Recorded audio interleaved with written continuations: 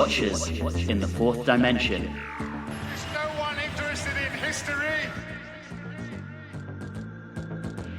Yeah, nobody can be as stupid as he seems. But when you work for the Borgias, you believe anything. Hello and welcome back to Watchers in the Fourth Dimension. I'm Anthony. I'm Julie. And I'm Riley, and what a wonderful butler. He's so violent.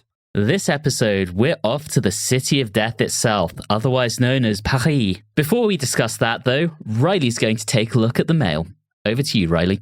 Thanks, Anthony. We have some responses to our episode on the Armageddon Factor. Starting off, our very, very good friend Alan Seiler says, "Not good, Alan. It's very rare that I rate a story lower than all the Watchers, but this is just a disaster. It starts out well enough, but then rapidly descends into absolute schlock. Drax is the fucking worst. Merak is useless. K9 seems so out of character much of the time. Romana is written so inconsistently. The Shadow is the worst and worst looking. How dare you, Alan? Worst looking? Doctor Who villain ever. Shap is like a completely different character in the second half of the story than he is in the first. The whole time loop wheeze just screams, we don't have enough story to fill 6 episodes. And that ending, which completely invalidates the entire season, absolute dreck. But there are moments, like the scene in which the Doctor confronts the Marshal is so good. And I really love the Doctor's silly eye-fluttering, I control the key to time scene. It's so ridiculous and over the top, and I love it, especially when Romana slaps him. I enjoy this season so much. Yes, even Kroll, and I hate seeing it end in a way that negates everything we've seen up to this point. This one gets 4 incessant beeping computers out of 10. All right. John Thomas Casey says, a lot of stuff in this story isn't very good, or just not very well put together. But I always remember both the early episodes and the last one being a quite enjoyable watch. I don't really mind that the quest leads nowhere. It's the journey that counts. The individual stories, and also, of course, the Doctor and Romana getting to know and like one another.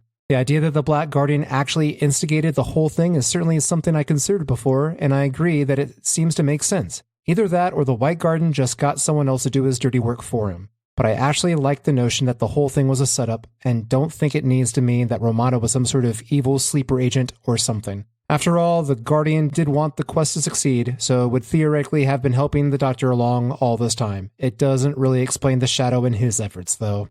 David Gordon says, this is probably going to put me in a minority, but I have to say I absolutely love this story. This is, in my opinion, without doubt, one of the most atmospheric stories in the history of Doctor Who. Oh. Wow. Okay. I like people staying up for the not-so-liked serials. From start to finish, it is dripping with atmosphere. Ooh, dripping. And has been on my desert island Who's list for some time. This is a rare 6-parter in that it fully utilizes its length and never feels dragged out. The Marshal is played excellently as the single-minded military leader. Shap is played as someone out of his depth when he faces the unexpected, but then he's probably the admin manager who has been promoted as all the other officers have been killed in the war. The Shadow is suitably chilling, and even Drax has his purpose, initially coming across as the comic interlude, but then being revealed as a major player in the plot. Okay, Merak is a wet fish, but nothing's perfect. Baker's speech in part 6 could do without the mad facial expressions, but hey, for 30 years, all I had was the audio recording, and it sounds great when you can't see him. You know, I love that we have such different takes on the same scene. Alan loved the Tom Baker eye-fluttering crazy scene. And David here, who otherwise loves the story, is aligning with me in saying that that was terrible. It's quite the chasm there. And David goes on to say, going to buck the trend here, but for me, this gets an absolute 10 chronostats out of 10. Wow. Yeah. Whoa. Yeah. Strong words. Strong words there.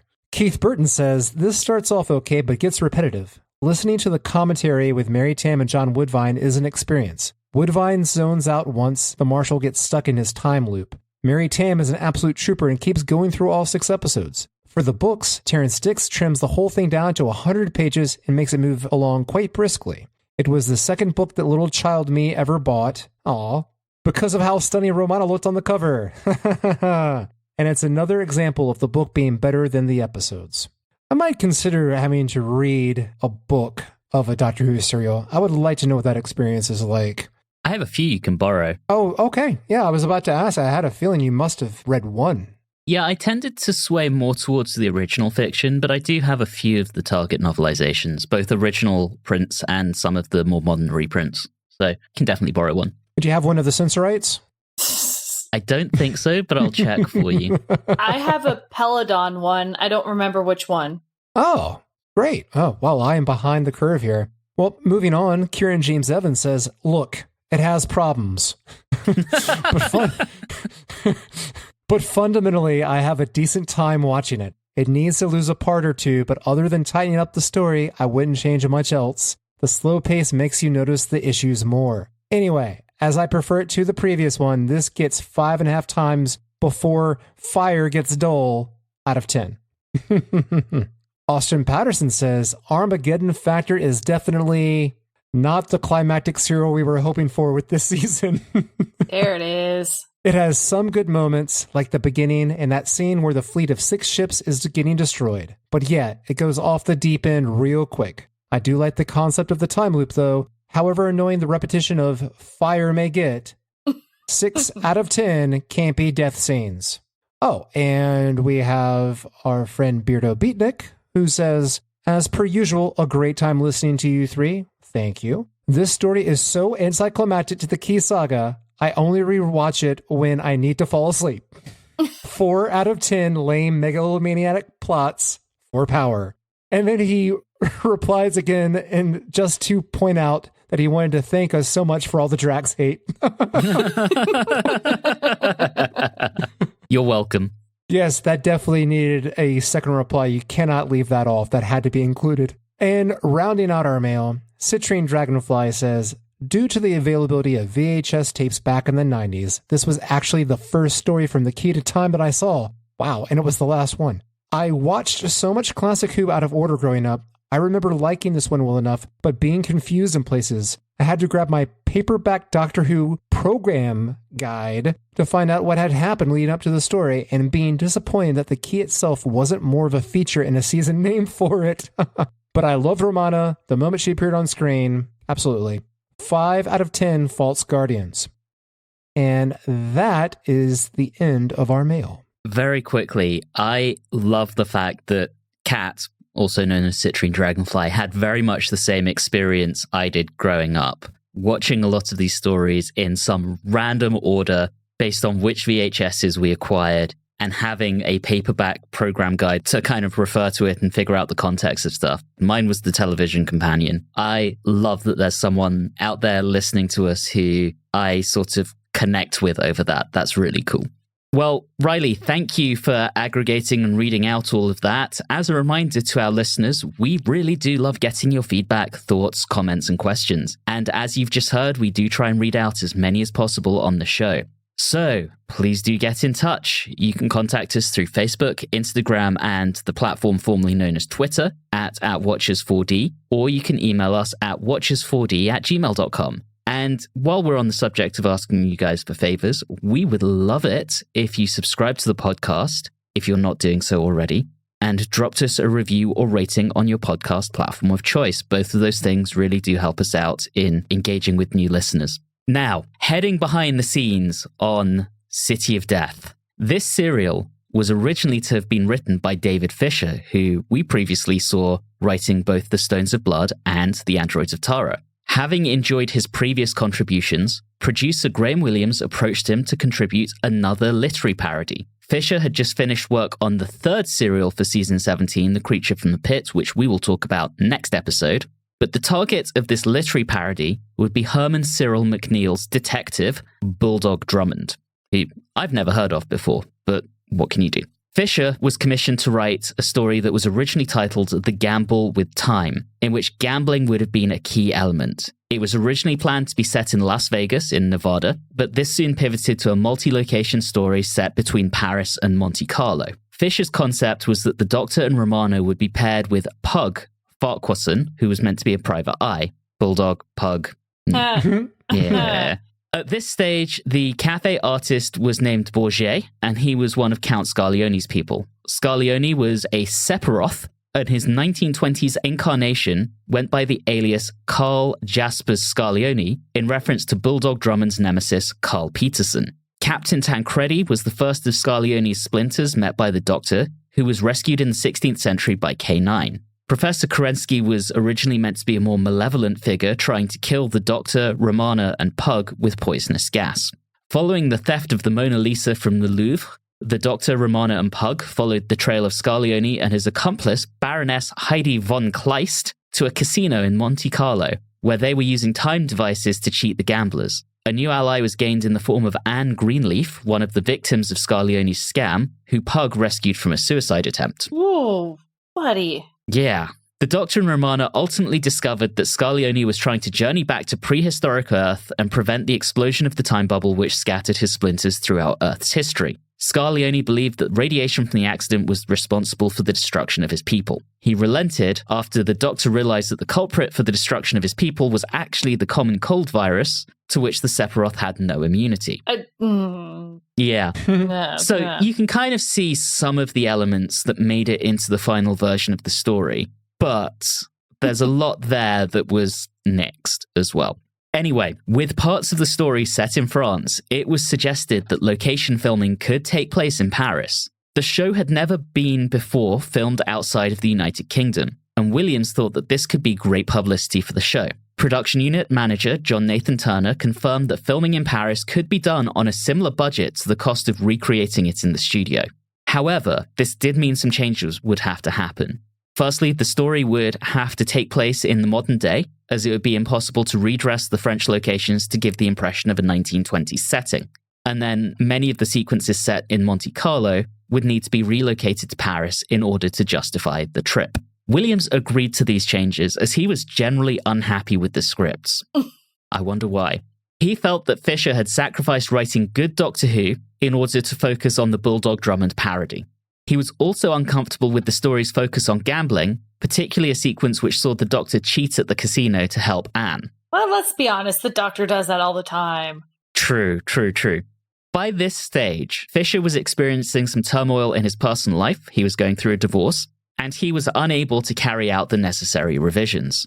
With just a month and a half remaining before production was due to begin, Williams and script editor Douglas Adams were left with no alternative but to rewrite the serial themselves. They shut themselves in Williams' house on the evening of March 15th, 1979, and emerged on the morning of March 19th, 4 days later. The pair had worked virtually non-stop to produce a workable set of scripts. Also contributing to this rewriting process was the serial's director Michael Hayes, who had handled both the Androids of Tara and the Armageddon Factor the year before.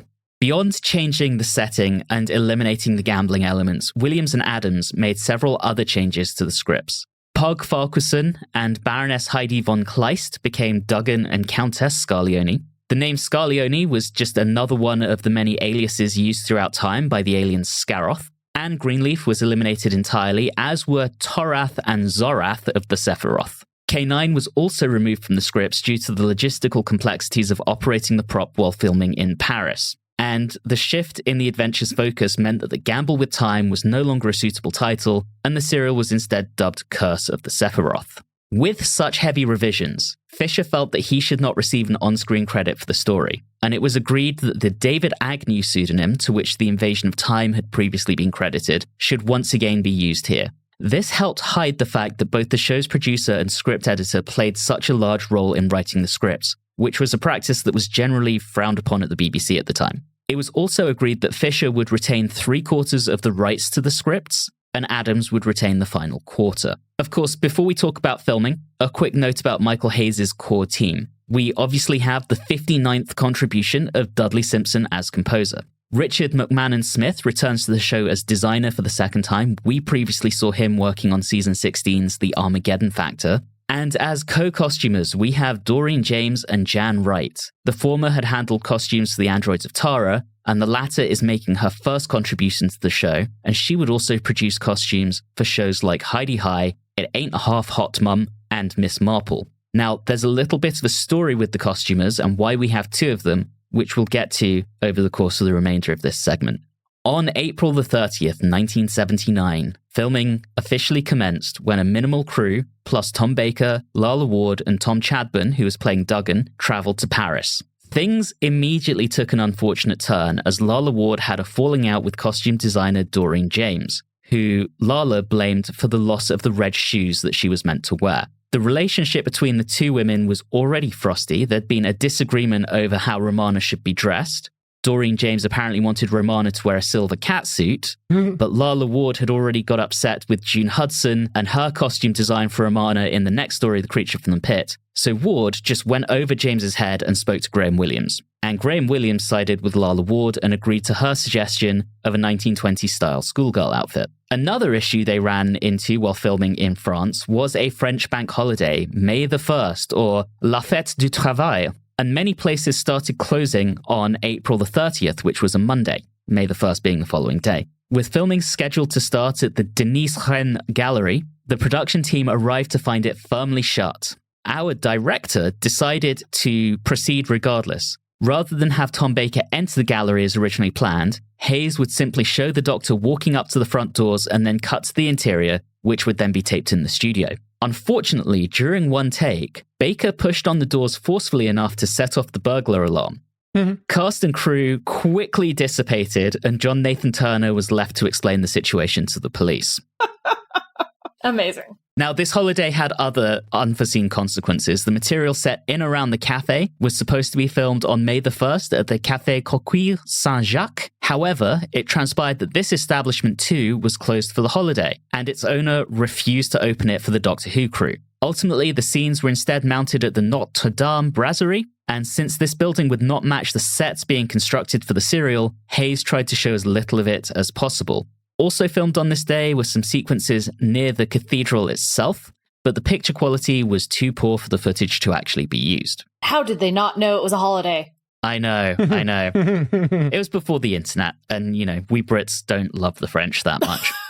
On May the 2nd, the day after the holiday, Hayes learned that he had been denied permission to film at one of the intended locations for the day, the Louvre itself. Oh my God.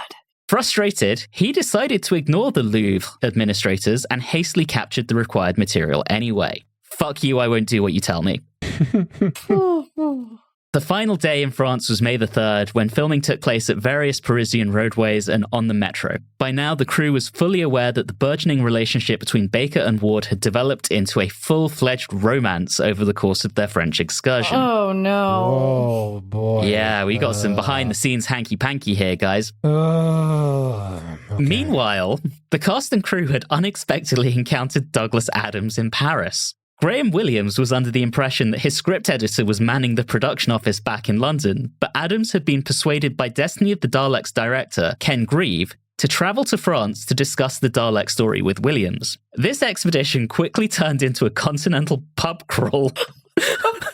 Adams and Grieve continued on to West Germany before returning to the UK the following day. Absolute fucking mad lads. Love it. Wow.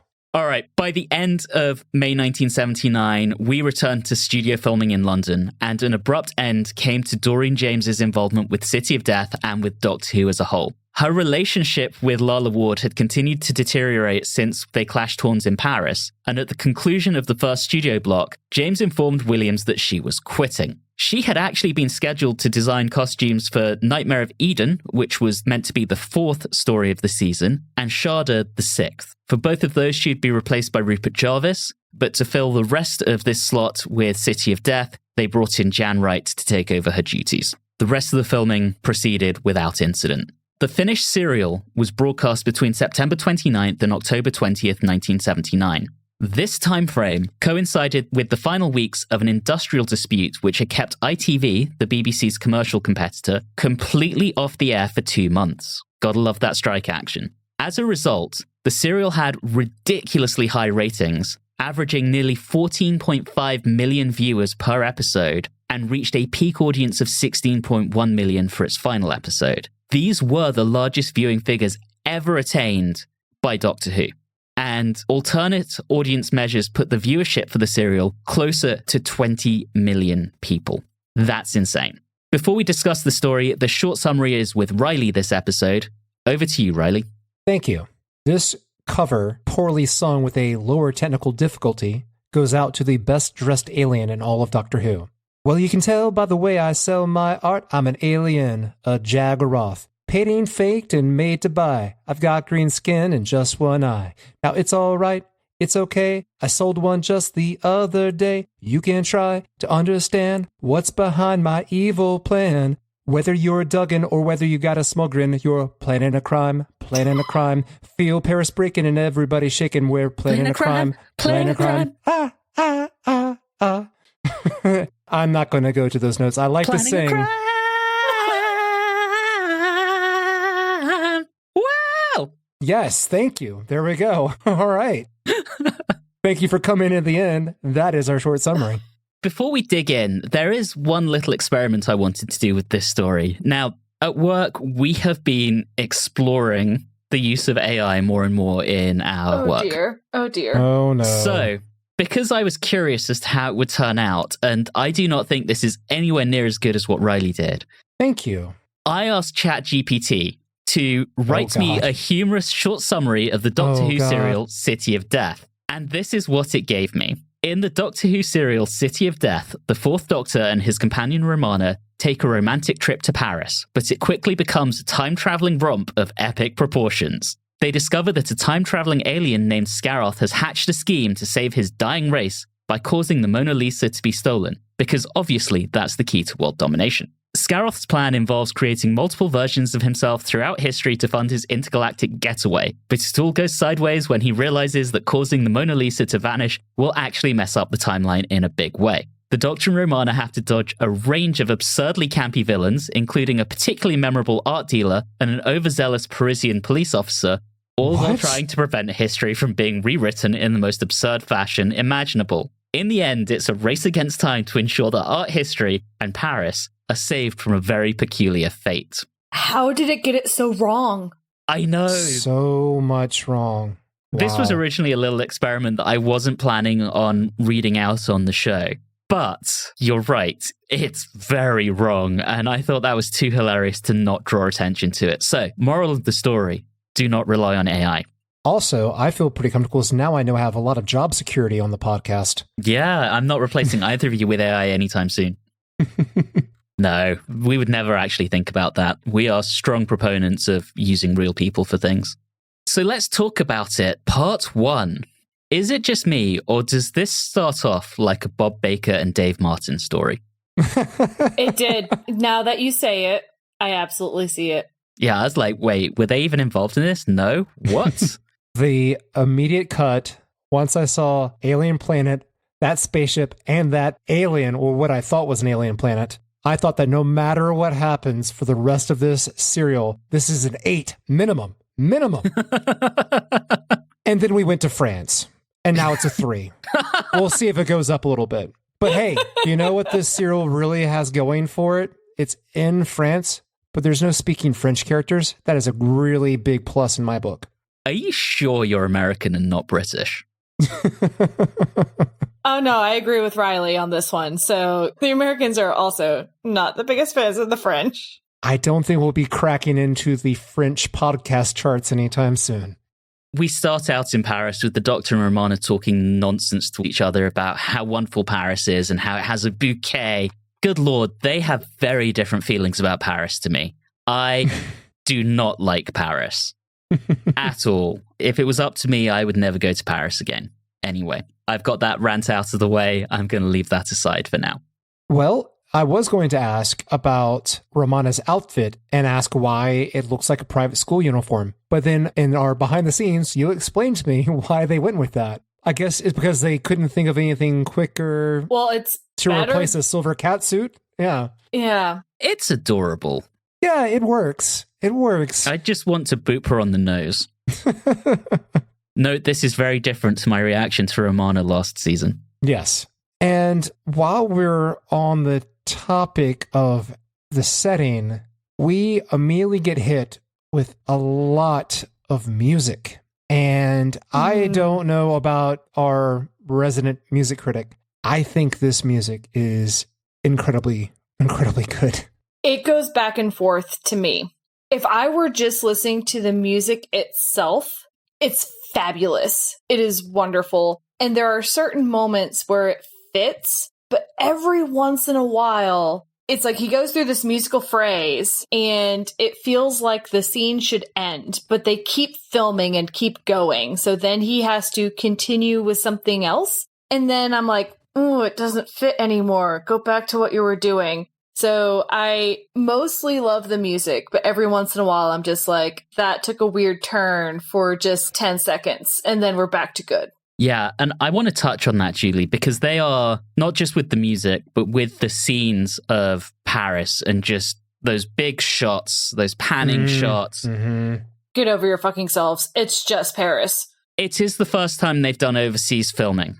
So I do want to give them some credit for being like, hey, look at us. We're filming abroad for the first time ever. Look at how beautiful Paris is. But it gets tedious very, very quickly. That is a criticism that I have as well. They were over there and they said, damn it, we're going to get our money's worth. So we're going to have a lot of extended walking scenes, walking to show you as characters, walking to someone else instead of just cutting to it after they've been walking for a little bit. A long following scene with Duggan. Yeah, they wanted to get their money's worth. They're going to put it all up there on the screen. I can understand that, but, you know, a little bit more restraint would have been better. Yeah, I kind of get it, but at the end of the day, that probably is going to impact my final score by about half a point. Well, see, to me, though, I didn't feel the same way that Julie did about the music. I enjoyed the music no matter where it went. If there was anything that was bothering me, it wasn't that. It was just, okay, we just need to wrap up this outdoor scene. Let's go. That's about it. But the music, I think, was still good despite that fact. Yeah, I'll agree with that. So let's talk about the setup here, because we're very quickly thrown into the Doctor and Romana are just enjoying Paris. He even says we're on holiday. Like, isn't he always on holiday? I mean, he doesn't really have a job, except for last season where he was working for the White Guardian. But, you know, anyway, beyond that. So there are some time slips going on here and clearly some shenanigans. We're introduced to Count Scarlioni, we're introduced to his wife, and we're introduced to Duggan. Oh, Duggan. I like Duggan. We'll come into Duggan at the end. But it's all tied because the Countess is at the Louvre and Duggan is there watching her, and then he starts watching the Doctor and Romana thinking that they're working with her. It's tied together pretty well, I think, in terms of the setup here. Yeah, I agree. Despite what we said earlier, when we actually have scenes indoors, things move at a very good pace and things are very well structured. It's only when we're extended outdoors do we have a little bit of a problem. Exactly. I have to say that Herman, I think that's his name, Yep. has the best beard. He has a great beard. I'm a little envious of his beard. Wonderful. And a couple things. I agree. I do like the setup. I like that we got some semblance of time loops, but it wasn't too many because I was afraid that it was going to go too much and I was going to be kind of sad. I am curious as to exactly how those were happening when they weren't by the actual equipment, because as it showed in the equipment that, you know, you couldn't enter within those time little loop things. And I'm very confused as to how they were happening elsewhere, but, you know, I'm not going to go too much into the science, but I digress. Yeah, none of us are experts in temporal physics, so let's just hand wave that and say it's fine. But, you know, the time stutter effect that they show on screen, I thought looked pretty good. Mm-hmm. It did. I think overall there's a step up in the special effects in this story. I agree. The beginning model work was better than a lot of model work that I had seen before. That was the first comment I had. And I did like the special effects. They were a lot better than before. I did have something I wanted to talk about real quick. So we get introduced to the professor. Yes. How is it that some person decides that they can just decide whatever they want? So they're going to overwork the person who's the only person who can actually do the thing you want them to do, right? Like, this happens in real life. And it's like, you know, if you just let the person do what they need to do, give them a little bit more time, then it'll be fine. I don't understand what his sense of urgency was, because if he's already going to go back in time, there's no urgency to it, because so what if he doesn't go back in time today? If he goes back in time tomorrow, it doesn't really make a difference. Right. That is a good point. I think the professor's character is important because it serves two purposes. One, it basically is our entire plot moving forward. He is creating the device. He's, I think, the linchpin as to what everything is based on, what his device is. And secondly, and this comes up later especially, is that so far, what do we know about the Count? He wants to, rip people off by selling fake paintings. We don't know why, and then we understand why he wants to do it. It's like, okay, so you want to build this machine that's supposed to save your race, and you don't really understand, like, okay, this doesn't seem so bad. But then when he murders the professor, and then when you take that into account and how just horribly he treats him, it just helps the audience feel more confirmed on the fact that the Count is a villain. Yeah, and I think throughout this, it's not just the professor, but he has heavies that are not afraid to be violent or to kill people. He's going to steal the Mona Lisa. Generally, it's signposted that this is not a good dude throughout the story. And what's interesting about this overall is there's no moral ambiguity. We're told very early on the Jaggeroth were kind of a shitty race, and there's no sympathy, there's no pathos towards Scarlioni. He's just a bad guy. It's not he's the last of his race trying to save his tragically wiped out race, and there's a great injustice here. Everyone's like, no, we're fine with this, and he's going to wipe out the whole of humanity to do this. It's an interesting take. I feel like we don't see such a black and white view on this very often. And it's funny, though, I felt a little bit differently on that because, and this is going to be controversial, maybe I looked at the Count more kind of an Ocean's 11 kind of thing, and I kind of like those type of characters. And also, I don't really care for or see the appeal of the Mona Lisa, but I was excited about them doing this and pulling it off. At least until I realized that he was eventually going to use the money to fund something that would kill everyone. Until then, I was along for the ride. And there's definitely a charm to the Count as well. I mean, he is played by Julian Glover. Oh my God, yes. He is so amazing. good. If nothing else, the acting in this story is superb. Yeah. Yes. So good. He is fantastic in this. And bringing it back to the professor, when I saw the professor, I couldn't help but think, if this was cast today, I would want Fred Armisen to play that part of the professor. Yes. It just works so perfectly. Absolutely. So let's talk about the other significant character this episode, and that is Duggan, this wonderfully thuggish detective. The bull in the china shop. I kind of love Duggan. All he wants to do is punch people. It's great. He grew on me. He grew on me because I enjoyed the character arc that we have with him. He doesn't have... But we'll get to that later. Okay, please explain that to me, because I'm not... We'll get there in part 4. Okay, we'll do it then. Yeah, because I'm not as big with Duggan. He annoys me to no end. I do, however, love the Countess. Oh, yes. Yeah, she's great. First off, she gets a really wonderful, seductive music from Dudders, and it is perfection. It is wonderful. Again, I didn't hate all the music. Liked that bit.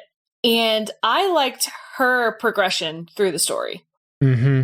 I also want to give a huge shout out to Catherine Schell, who portrayed her. She was notably the Bond girl in On Her Majesty's Secret Service, and she was in The Return of the Pink Panther. Okay. So she's had some fairly big roles before this, and she is just magnificent here. Agreed. I feel like this is one of those situations where we could have used more of her in the story. Mm-hmm. So as we get to the end of part 1, our cliffhanger is the Count locked in his room, and he takes his face off and reveals the spaghetti monster from the beginning. And that is our cliffhanger. Before we talk about part 2, shout out to friend of the podcast, Robert Lloyd, who does an amazing cosplay of Scarroth. I don't know if either of you have seen it, but it's outstanding. At DragonCon? Yeah. Yes, I have seen it. It is excellent. Shout out to Rob. I know you're listening. Part 2. And this is where we have our iconic line that Riley already quoted, where the Doctor and Mana Duggan are brought to the Countess, and referring to Herman, the Doctor says, "I say, what a wonderful butler. He's so violent." So good. The dialogue in this scene with everyone in the parlor is so ridiculously good. It is ridiculously good. I'm just going to throw out 2 of them right for you right now. the more you try to convince me that you're a fool, the more I'm likely to think otherwise. That is great. Followed by, nobody could be as stupid as he seems. Both those lines and how they're delivered by Julian Glover, that is almost to the level, I feel like I was watching a Hitchcock movie. That's how good that was. Yeah. Absolutely stunning. That's what they were doing with a lot of the music and a lot of the atmosphere, is hearkening to some of those like mystery type things. And it was very noticeable in this scene. And I loved that. I love that so much. Yeah, and I'd say the dialogue is very zippy in a way that you haven't really seen in classic Who up to this point, but we see a lot in the modern show. Lots of zingers, lots of very kind of quick comebacks. It's really good. Yes. Really, really good. And as they get led down to the basement and they see the device and we see the professor again, and I have to ask both of you, before the professor said his name was Kerensky, did either of you believe he was Italian? Because I did. I have the standard problem I've had with classic Who in that all of this I've seen before. Right. So I could not tell you what I thought the first time. I knew his name was Professor Kerensky. I knew he was meant to be Eastern European. Right. So, just feel like that accent was roaming a bit. Yes, it was roaming a bit. You're quite right about that. It's also the classic Who era problem of accents and what are they? Yeah, frequently a problem. So, yes. One thing I want to really focus in this episode is just the sheer amount of comedy. So even before we head down to the basement, Riley already mentioned the general dialogue up in the lounge area. But there's that scene where Duggan picks up a chair to fight the butler, and the doctor immediately says, "Duggan, for heaven's sake, that's a Louis Cairns." Brilliant. When they're in the little dungeon and his sonic isn't working, Duggan gives it a bash and it starts working again. And the doctor says, "Would you like to stay on as my scientific advisor?" I mean, he is speaking exclusively in quips, this story. It's brilliant. Yes. And then we have the physical comedy that's going on once they escape and Professor Kerensky is working. Duggan clearly wants to thump him. The focus is Kerensky in the forefront of the shot, but you see Duggan and the doctor in the back silently bickering about it. It's really well done and really funny.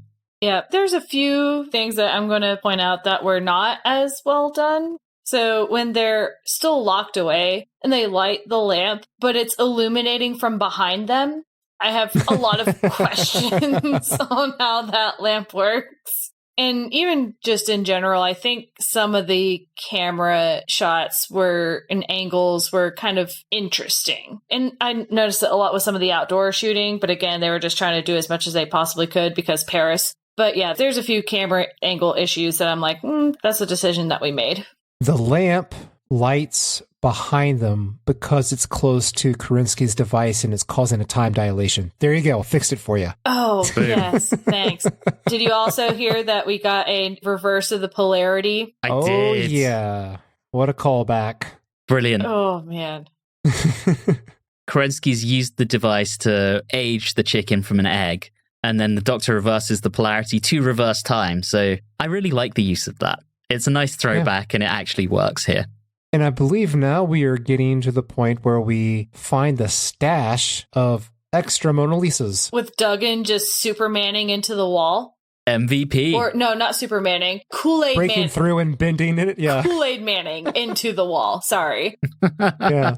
And then when they get there and they reveal them, and they decide then to have the doctor go back and figure it out while Duggan and Romana run off. But man, that scene when the Count comes back and you see him and he's dressed in that robe, man, that robe combined with that white suit, the man is the best dressed character in all of Doctor Who, period. Absolutely amazing. Brilliant. The other thing I want to touch on that happened slightly before that is Scarlioni's holographic projector. So the Countess's bracelet scanned the Louvre, and they're projecting it into the living room. It's basically super advanced LiDAR scanning. Shout out to Adam Spring. But this was about 8 years before Star Trek The Next Generation. And I think with that, we're seeing that the special effects are starting to get there, even on a BBC budget. You can really see the moves forward here. And I really, really appreciate that and enjoy that. Yeah, I mean, we mentioned at the beginning, as Julie said, the quality in the model work at the beginning, it's really starting to come into its own here. You know what I was most disappointed about? The fact that we got to hear the doctor mention K9, but we did not get to K9. Yeah. Because K9 hates French people. That's why. That's why he wasn't allowed to come out of the TARDIS. So, to the Renaissance? Well, yes. Although, just as the Countess pulls a gun on the Doctor, Romana, and Duggan knocks her out using and breaking a Second Dynasty Ming vase. Casual. Why not? Yeah. Anyway, yes, to the Renaissance. And the Doctor makes a comment about the Renaissance sunshine as if it's different to a later sunshine. I mean, okay, Doctor. But shout out to the soldier. I don't know if either of you noticed, but the soldier who apprehends him was played by Peter Halliday, otherwise known as Parker. Oh my God. No. There's a throwback for you. Wow. I did not recognize him. Oh, wow. Yeah, that's the penultimate time he will show up in Doctor Who. He gives some spiel about Captain Tancredi, and he shows up, and he is Scarlioni, and he knows who the Doctor is, and that's our cliffhanger, and that takes us into part 3. With the very long recap? Yes, part 3. Yes. And what's great here is that the Count, once again, he is dressed beautifully. And I love the fact that, again, his costume is accented in green because, he has a green alien underneath. I don't know. It may be silly. I like that. I like that little bit. Yeah. So let's talk about the Louvre after dark. Duggan setting off the alarm because Duggan. Right. Yes. And then he does a running jump out of the window. Right. Could this part have been played by Chris Farley? He just seems just so completely, like I said, bull in a china shop. That's exactly what he is. Right. And Julie, you can just go ahead and say it. Duggan is a fucking idiot. He is a fucking just idiot. Go ahead. So, but I don't mind that type of character. The slightly bullheaded, wanting to punch people, all that kind of stuff. But generally, they balance it out with the slightest hint of intelligence or something that's there, and you got nothing. Yeah. Just none of that. And I don't like it when it's such an unbalanced character, I suppose. When Romana has her conversation with him, their kind of review back at the cafe in the middle of the night, and she criticizes him for being just oafish. I guess that would be the word for it. And then Duggan says, "Listen, I get results." Really, Duggan? You do? I'd like to see those results. Does it not involve property damage? I probably don't think it does. Yeah, I wonder what his boss thinks and is like writing off all those expenses. Like, poof. Damn it, Duggan. It's coming out of the city's budget. But yes, we really kind of find out the actual whole being the Jaggeroth and him being splintered throughout time and all this other stuff. And we really find out that the Count is kind of a crazy person. Oh, yeah. And truly, well and truly that he's crazy, that there's no redeeming this is when you truly find that out. Hey, you try and having your mind split all across time. Could cause anyone to go crazy, I'm sure. I'm sure. And we got, a little name drop of the Borgias, because why not? Let's talk about the Borgias real quick. I love that because Packer seems to have very little time or patience for the Doctor. And he's just like, yeah, I'm just paid to fight. And that whole line of when you've worked for the Borgias, you'll believe anything. Again, there's a lot of humor here that works for me. Was the Doctor supposed to be hitting him? Because that was the worst scripted and worst done hit that I've ever seen. Am I wrong? Are you speaking when he's in the thumb press? It's before. Oh, okay. When he goes to knock out the guard. Right, okay. It does not look like he knocked... yeah. Anyway. Well, I really enjoyed while the guard was there and we have our dialogue between the Doctor and the Count, I just kept cracking up thinking about how the Renaissance Guard must have absolutely no goddamn idea what the hell they're talking about. Mm-hmm. And he's just sitting there just like, okay, yeah, they might as well have been speaking a foreign language. I love it. Again, it's really well done. Yes. And once he's unconscious, we get the infamous "this is a fake" on canvases, which I think is just brilliant. Mm-hmm. And then he writes a Dear John note to Leonardo. And that's when Tancredi shows up with the thumb screws. Yes. Also, I want to talk about Kerensky here because for someone who's meant to be so brilliant, he's kind of dumb as well. In Bumbling, he finds the multiple Mona Lisas. And then when he's talking to the Count, who he's heard muttering, he says, "Who are the Jaggeroth?" And the Count says, "You serve the Jaggeroth. Now work." And he responds with, "It's the Jaggeroth who need all the chickens."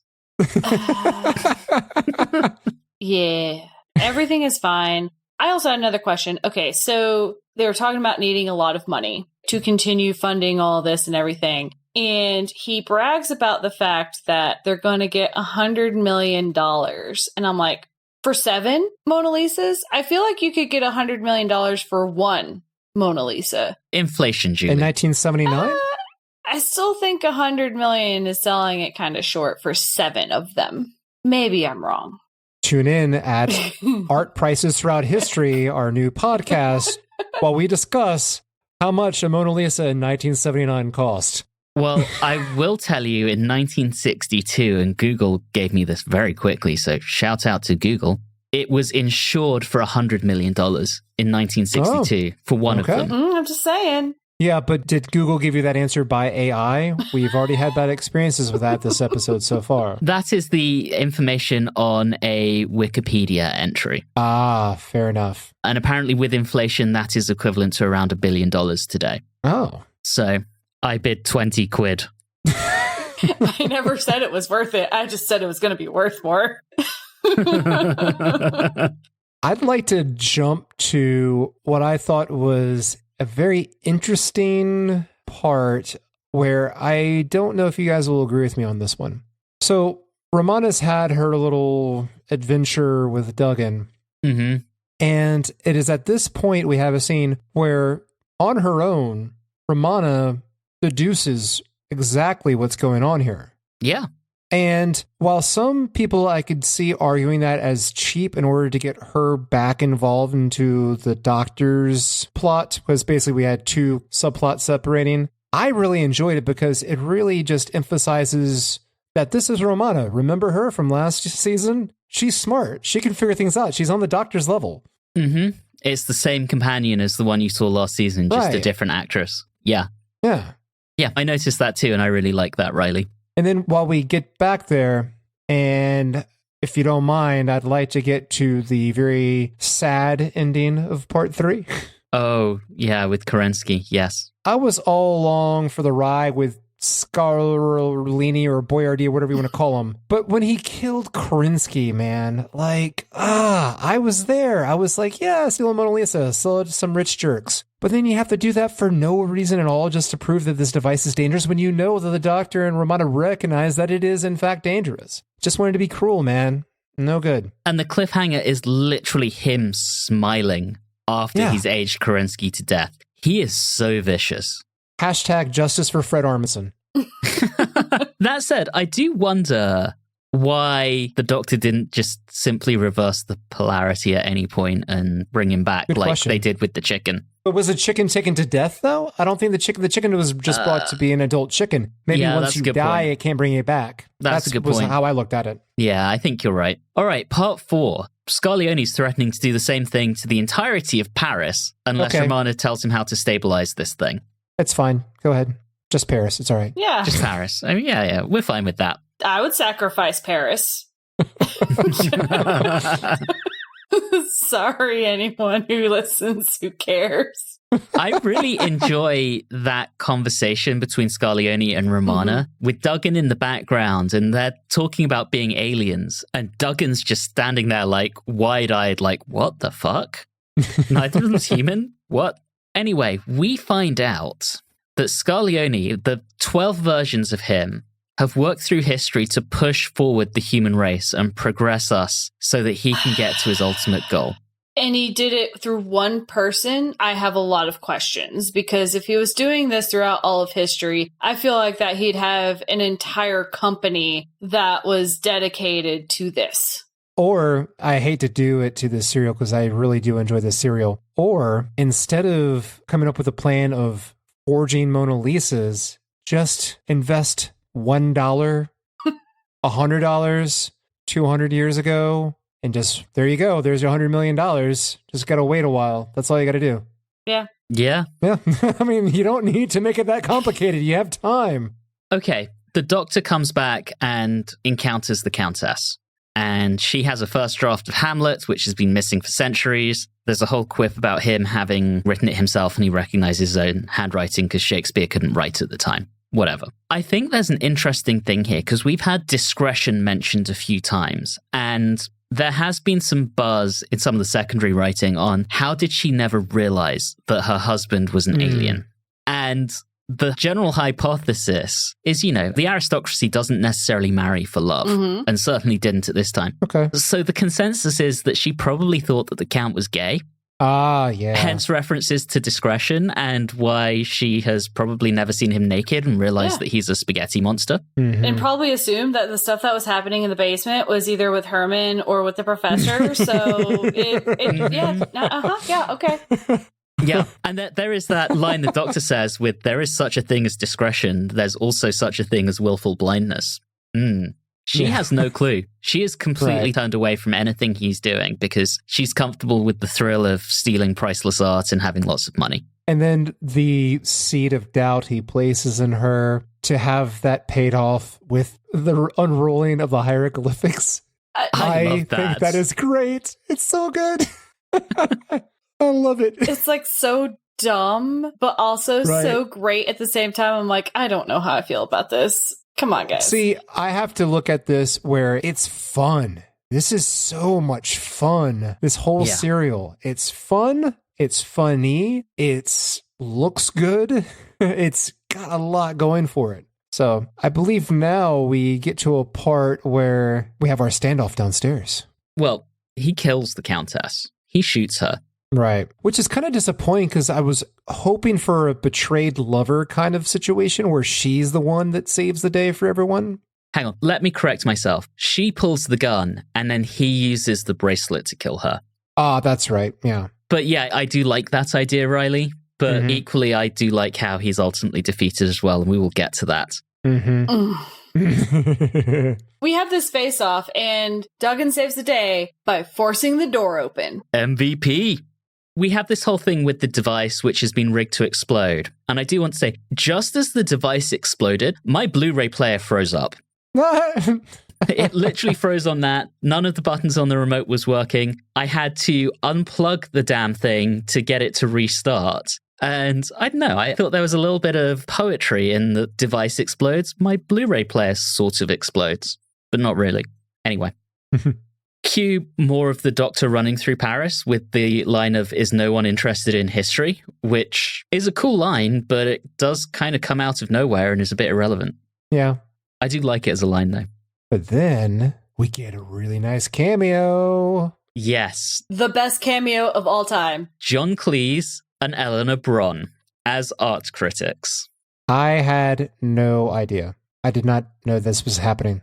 I love that you didn't know. I think that's brilliant. So I had seen the clip before, but had zero context as to what story it was in. So it still came as a surprise, but I don't even remember where I saw it on. It was probably on Tumblr where I saw it. So mostly a surprise. I feel like Eleanor Bron is the lesser known of the two, because obviously it's John fucking Cleese, but she was a big deal. I mean, she was in Help with the Beatles. She was in the original Bedazzled. I love Help. Okay. She's done some big stuff, you know? Anyway, we're off to prehistory. 400 million years ago, yeah. Is it me, or do those sets look very like 1960s Star Trek or Lost in Space?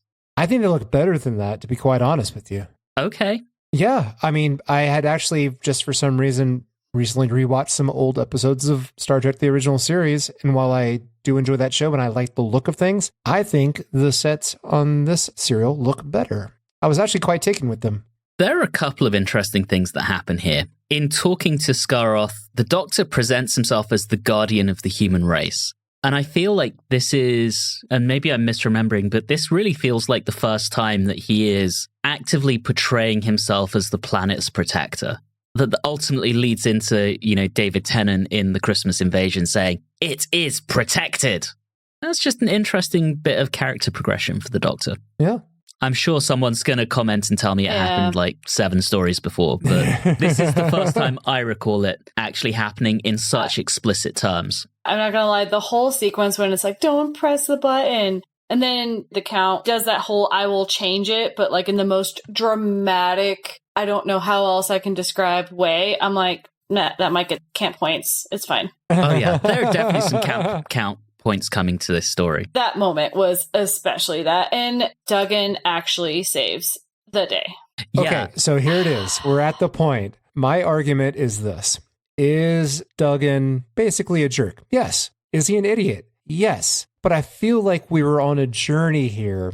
And the lesson here is that sometimes very wreckful idiot jerks have a purpose. And that purpose is to punch an alien in the face to save the day. But that's not a character. He's kind of Chekhov's gun. His violent, destructive tendencies have set up the entire time, and they've come in at the end to solve the problem. He's been itching to punch people the entire story, and the Doctor keeps holding him back. It's not a character arc, guys. He never changes. I wouldn't say it's a character arc. All right, so you're right. It's not a character arc, but it's, He does save the day through his desire for violence. Right. He fulfills his purpose. He is the Duggan that was promised. The Duggan that was promised. I was going to say it's like if you have the opportunity to punch a Nazi, punch a Nazi. If you have the opportunity to punch the last of the Jaggeroth and save humanity, you definitely punch the last of the Jaggeroth. They saved his punch for one that actually matters. Yes. I enjoyed that. It wasn't a character arc, but it was a journey that we were on with Duggan, the journey of punching someone. Yes. You're right, Julie. I was incorrect. It is not a character arc. You're right, because he does not change. But I guess that's the beauty of it, is that he is always this person, and he is in there at the right time, at the right place, and you had no idea that was going to be the right time and the right place. You thought it was just going to be an unimportant character attribute that he has, but it comes in the big time in the end. That's fair, I guess. We're back to present day. Herman basically kills off Scarlioni because he throws something at the time field, causes the equipment to explode. We're done with Scaroth. So, the only Mona Lisa that survives this is one of the fakes, and Duggan is so exasperated by this. And I love that.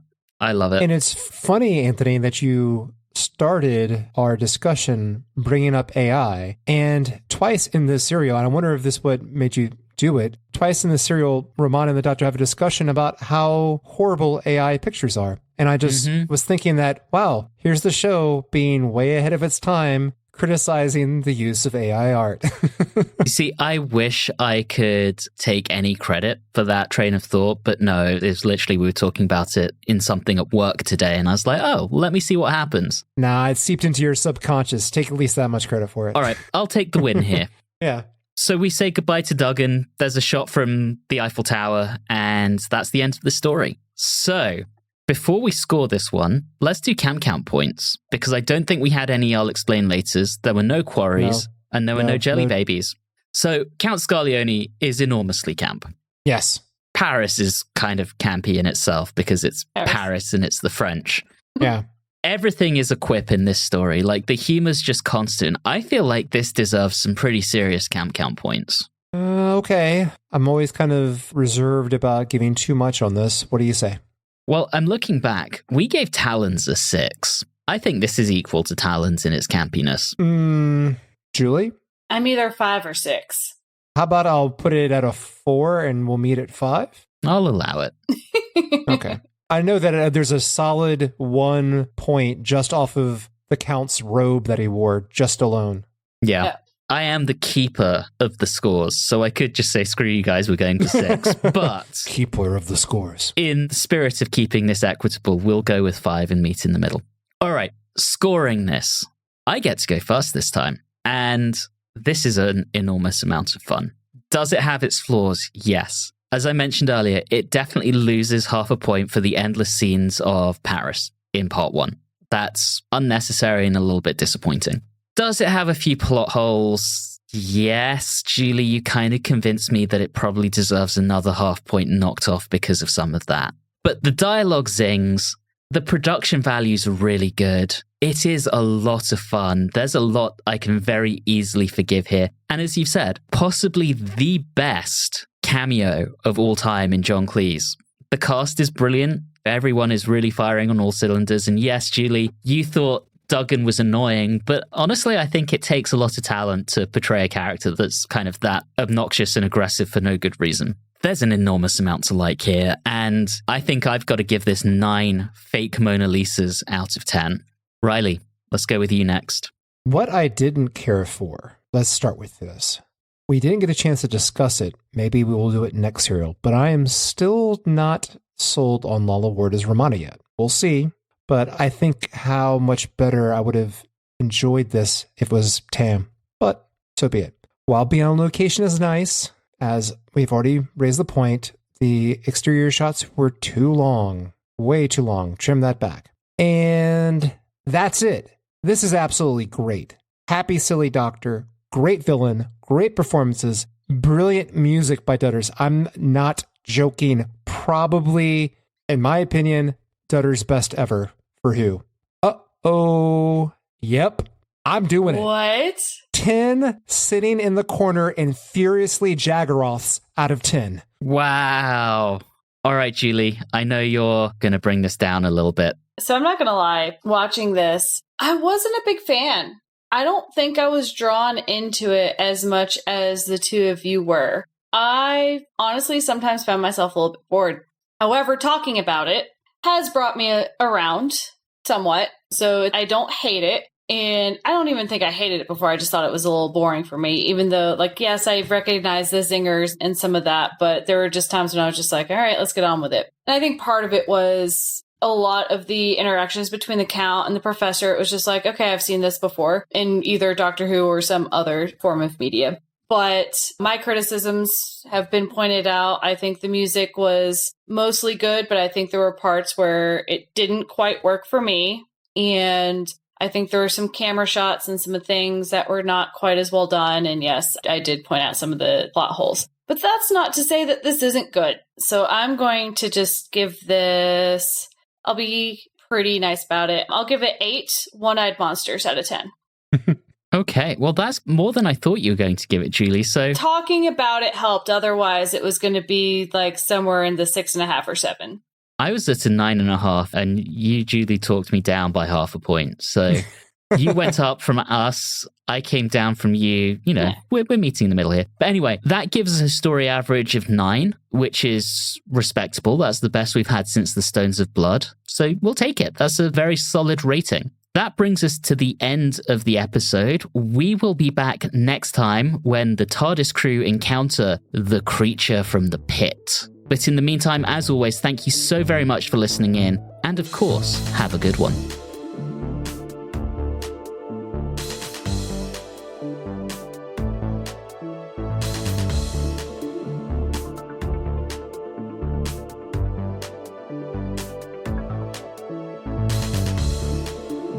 You have been listening to Watchers in the Fourth Dimension with Riley Schreck, Julie Philippek, and myself, Anthony Williams. This episode, K9 Hates French People, was recorded on Wednesday the 7th of August 2024. If this is your first time listening into the show, all of our previous episodes are available wherever you like to get your podcasts. You can interact with us on Facebook, Instagram, and Twitter at @Watchers4D, and you can also email us at watchers4d@gmail.com. If you're enjoying the show, please do subscribe and consider leaving us a review or rating on your favorite podcasting app. All of those things really do help the show. And always remember, K9 isn't in this one because he hates French people. What's a little racist?